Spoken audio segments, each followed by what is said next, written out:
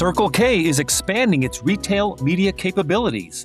The Cyclospora outbreak shows how quickly a food safety event can translate into broader consumer and business disruption. And Sheetz will roll out limited-time seasonal beverages, bakery, and treats. Those are the top headlines for August 19th, and it's time for Retail Daily, your quick look at the top stories from Supermarket News and CSP Daily News.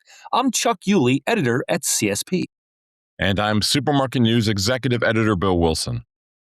Circle K is expanding its retail media capabilities. The retailer on Tuesday said it was relaunching its retail media network, Full Circle Media by Circle K, to help brands connect with convenience and fuel shoppers across the United States, Canada, and Europe. The relaunch reflects the growing role of retail media in the convenience industry, providing advertisers with opportunities to engage customers throughout their daily routines, Circle K said. Less lettuce. The Cyclospora outbreak shows how quickly a food safety event can translate into broader consumer and business disruption. A majority, 87% of produce shoppers are aware of the outbreak, according to the latest data from Numerator released on Wednesday, with more than a quarter of households saying they have stopped buying salads and fresh greens entirely, and 1 in 10 cutting back their spending, putting an estimated $280 million in consumer produce spending at risk every month that the outbreak continues. Communication key for labor woes. Stacy Ann Banu, Chief Talent Officer at LV Petroleum, says clear communication about career paths is key to solving labor challenges in the convenience store industry. Speaking at the Outlook Leadership event in August, Banu said she's building an AI-powered program to quantify employee value over time and show workers their growth opportunities. She argues that companies focusing only on retention are missing the point. Employees want to understand their career trajectory and the purpose behind their work.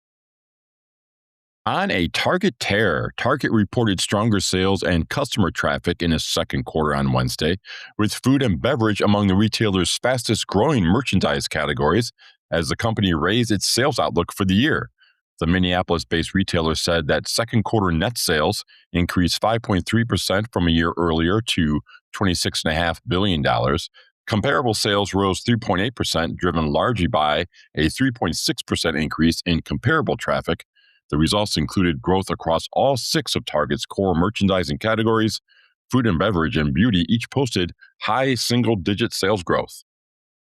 Falling for fall. Sheetz on September 2nd will roll out a lineup of limited-time seasonal beverages, bakery sweets, and snackable treats. Sheetz has 3 new milkshake flavors available for $5 for My Sheetz Rewards members, as well as other fall beverages, including pumpkin chai. Sheetz also is introducing 3 new treats, including the Gimme Schmore snack tray.